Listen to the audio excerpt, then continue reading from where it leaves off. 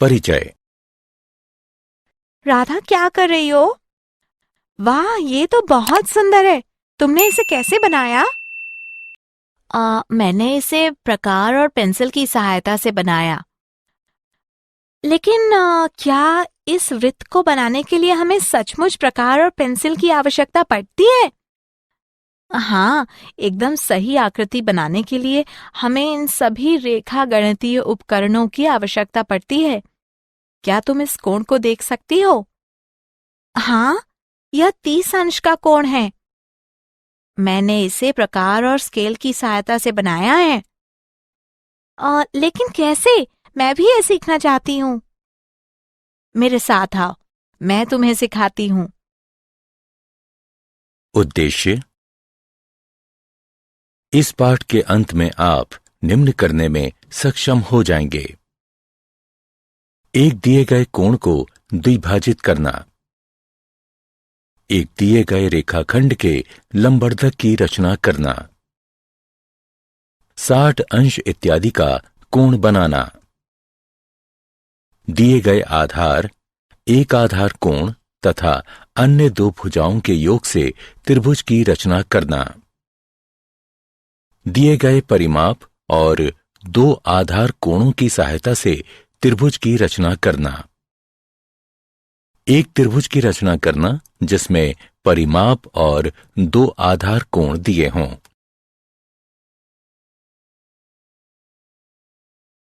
परिभाषा। रेखा गणित में रचना से तात्पर्य आकृतियों, कोणों और रेखाओं को सही सही बनाने से है। इन्हें हम प्रकार, अंशांकित पटरी और पेंसिल की सहायता से बना सकते हैं। कुछ रचनाओं में जहां माप लेने की भी आवश्यकता होती है, हम अंशांकित पटरी और चांदा का भी प्रयोग कर सकते हैं।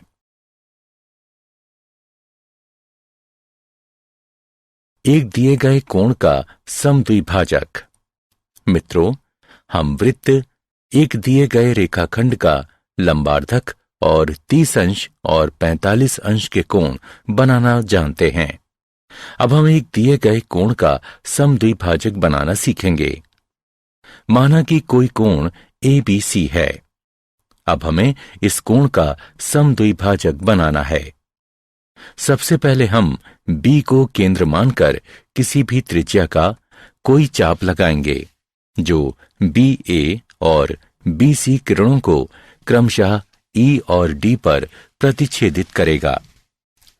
फिर D को केंद्र मानकर DE की आधी लंबाई से अधिक की त्रिज्या लेकर हम एक चाप लगाएंगे।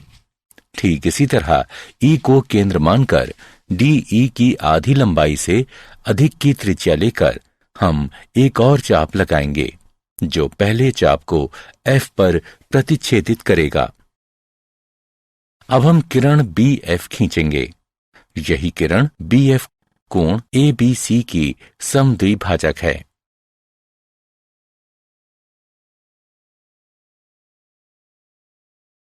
हम कैसे कह सकते हैं कि BF एक कोण समद्विभाजक है? चलिए इसे सिद्ध करते हैं। DF और EF को मिला दीजिए।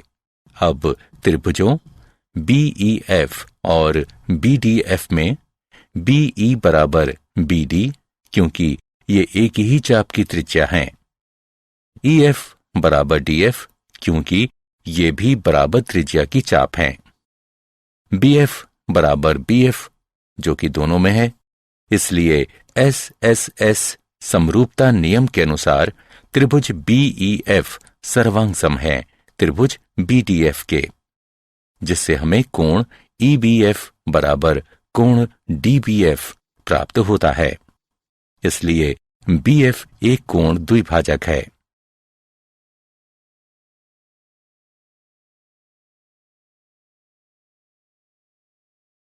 दिए गए रेखाखंड का लंबार्धक। अब हम एक दिए गए रेखाखंड के लंबार्धक की रचना करना सीखेंगे। एक रेखाखंड AB है। हम इसके लंबार्धक की रचना करना चाहते हैं। रचना के चरण। सबसे पहले ए को केंद्र मानकर ए बी की लंबाई के आधे से अधिक की त्रिज्या लेकर रेखाखंड ए बी के दोनों ओर एक एक चाप लगाइए। ठीक इसी तरह बी को केंद्र मानकर उसी त्रिज्या के एक एक चाप रेखाखंड ए बी के दोनों ओर लगाइए, जो पहले वाले दोनों चाप को क्रमशः P और Q पर प्रतिच्छेदित करेगा। अब PQ को मिला दें। PQ AB को M बिंदु पर प्रतिच्छेदित करेगी। यही रेखा PMQ रेखाखंड AB की अभीष्ट लंबार्धक है। चलिए सिद्ध करते हैं कि PMQ रेखाखंड AB का लंबार्धक है। A और B को P तथा Q से मिलाकर AP, AQ, BP और BQ बनाइए। अब PAQ और PBQ त्रिभुजों में AP बराबर BP, क्योंकि ये बराबर त्रिज्या की चाप हैं। AQ बराबर BQ, क्योंकि ये भी बराबर त्रिज्या की चाप हैं। PQ बराबर PQ, ये दोनों में हैं। इसलिए SAS समरूपता नियम के अनुसार त्रिभुज PAQ सर्वांगसम है त्रिभुज PBQ के। इसलिए CPCT द्वारा कोण APM बराबर है कोण BPM के। अब त्रिभुजों PMA और PMB में AP बराबर BP बराबर त्रिज्या की चाप, PM बराबर PM, ये दोनों में हैं। कोण APM बराबर कोण BPM जैसा कि ऊपर सिद्ध हो चुका है। इसलिए SAS समरूपता नियम के अनुसार त्रिभुज PMA सर्वांगसम है त्रिभुज PMB के। इसलिए AM बराबर BM और कोण PMA बराबर कोण PMB CPCT के द्वारा। रैखिक युग्म अभिगृहित का प्रयोग करते हुए कोण PMA जमा कोण PMB बराबर 180 डिग्री, अथवा हम इसे ऐसे भी लिख सकते हैं कोण PMA बराबर कोण PMB बराबर 90 डिग्री। इसलिए PM जो PMQ है रेखाखंड AB का लंबार्धक है। 60 अंश का कोण। हम 30 अंश और 45 अंश के कोणों की रचना करना जानते हैं। अब हम किसी दी गई किरण के प्रारंभिक बिंदु पर 60 अंश के कोण की रचना करना सीखेंगे। एक किरण AB है जिसका प्रारंभिक बिंदु A है।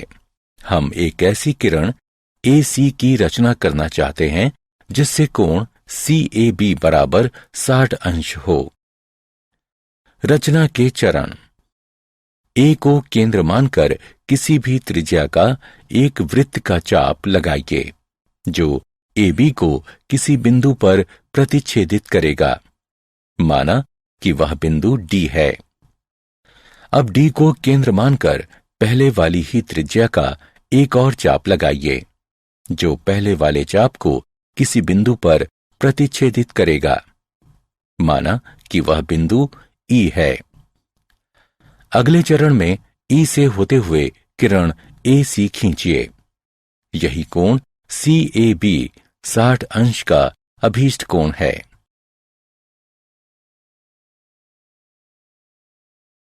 अब चलिए देखते हैं हम इस विधि से किस प्रकार 60 अंश का अभीष्ट कोण प्राप्त करते हैं। DE को मिला दीजिए। तब रचना के अनुसार AE बराबर AD बराबर DE है। इसलिए त्रिभुज EAD एक समबाहु त्रिभुज है। त्रिभुज EAD भी एक समबाहु त्रिभुज है क्योंकि कोण CAB 60 अंश का है।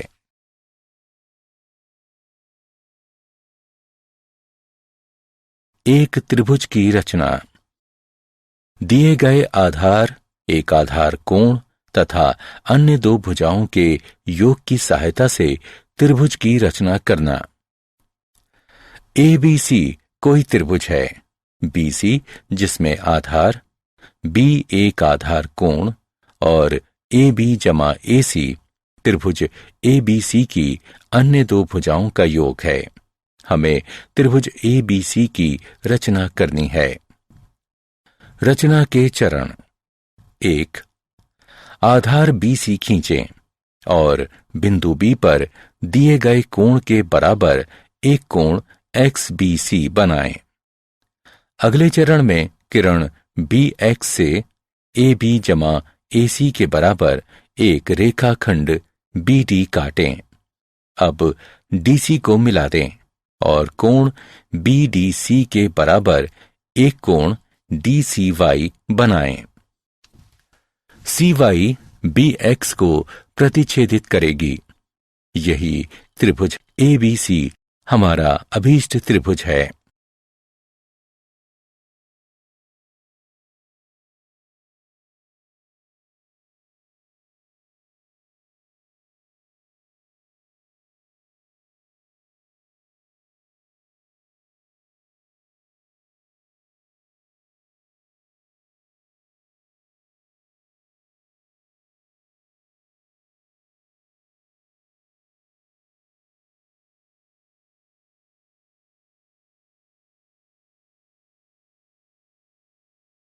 आइए देखते हैं कि ABC किस प्रकार एक त्रिभुज है।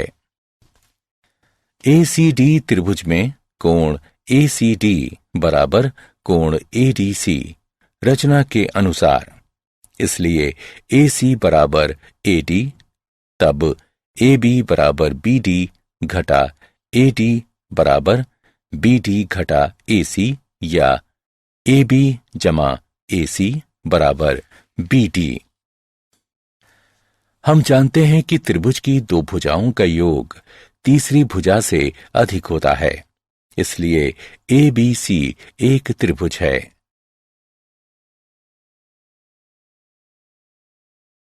दिए गए आधार, एक आधार कोण तथा अन्य दो भुजाओं के अंतर की सहायता से त्रिभुज की रचना करना।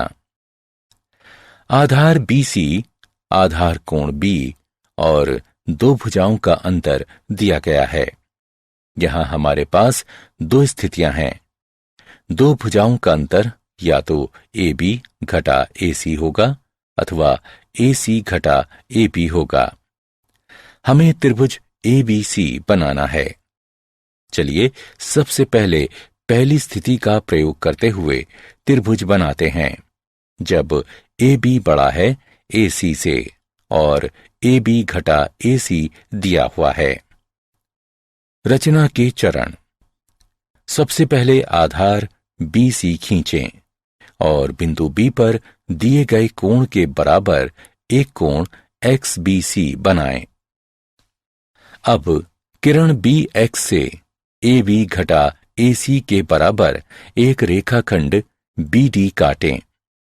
अगले चरण में DC को मिला दें और DC का लंबार्धक PQ खींचें।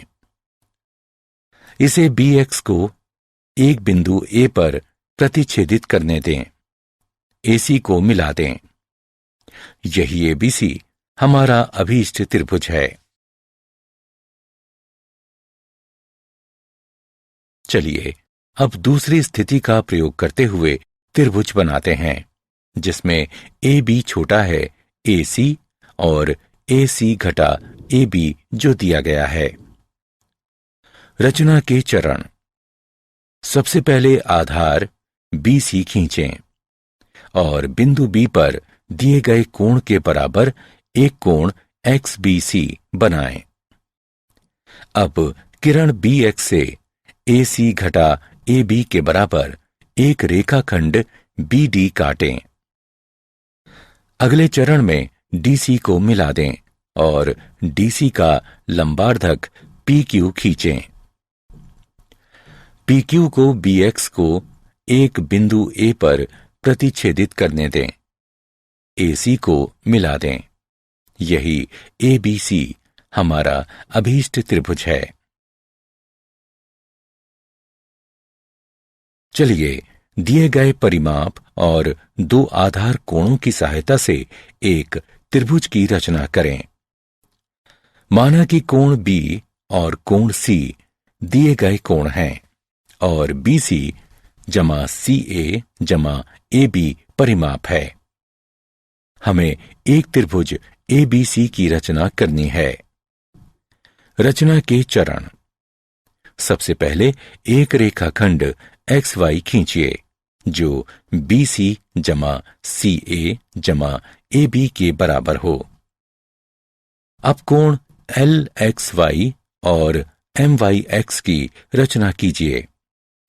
अब कोण LXY और कोण MYX को समद्विभाजित कीजिए। ये समद्विभाजक एक दूसरे को बिंदु A पर प्रतिच्छेदित करेंगे।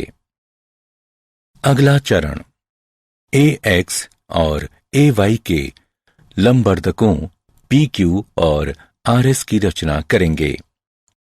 PQ XY को B पर तथा RX XY को C पर प्रतिच्छेदित करेगा। यही ABC अभीष्ट त्रिभुज है। उदाहरण। चलिए एक उदाहरण को देखते हैं जिसमें हम एक ऐसे त्रिभुज ABC की रचना करेंगे जिसमें कोण B बराबर 60 अंश, कोण C बराबर 30 अंश और AB जमा BC जमा CA बराबर 15 सेंटीमीटर है। रचना के चरण। सबसे पहले हम एक रेखाखंड PQ बराबर 15 सेंटीमीटर खींचेंगे जो AB जमा BC जमा CA के बराबर होगा।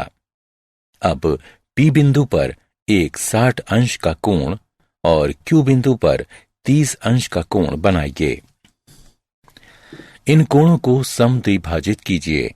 इनके समद्विभाजक एक दूसरे को बिंदु A पर प्रतिच्छेदित करेंगे। अब लंबवर्धकों AP और AQ की रचना कीजिए जो PQ को क्रमशः B और C पर प्रतिच्छेदित करेंगे। अब AB तथा AC को मिला दीजिए। यही ABC अभीष्ट त्रिभुज है।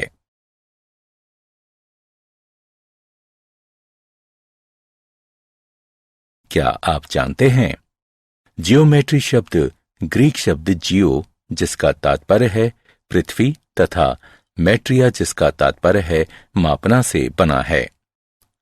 अंक गणित के साथ साथ रेखा गणित भी पूर्व आधुनिक गणित के दो क्षेत्रों में से एक थी।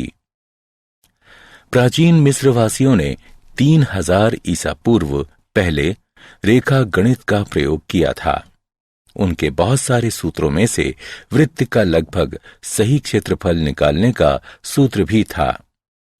अपने अद्भुत रेखा गणितीय कार्यों के कारण रेखा गणित का पिता प्रायः 300 ईसा पूर्व के मिस्र के यूक्लिड नाम के गणितज्ञ को कहा जाता है। उसके किए गए कार्यों में इतने प्रभावी तत्व थे जो 20वीं शताब्दी के आरंभ तक उन गणित की किताबों में रहे जिनका प्रयोग पढ़ाने के लिए किया जाता था। यदि AB जमा AC BC से कम या बराबर है तो किसी भी त्रिभुज की रचना संभव नहीं है।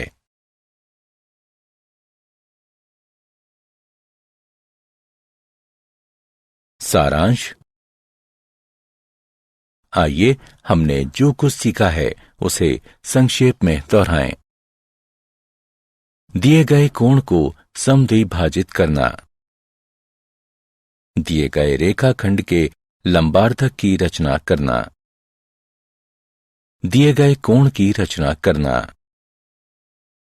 दिए गए आधार एक आधार कोण तथा अन्य दो भुजाओं के योग की सहायता से त्रिभुज की रचना करना, दिए गए आधार एक आधार कोण तथा अन्य दो भुजाओं के अंतर की सहायता से त्रिभुज की रचना करना, दिए गए परिमाप और दो आधार कोणों की सहायता से एक त्रिभुज की रचना करना।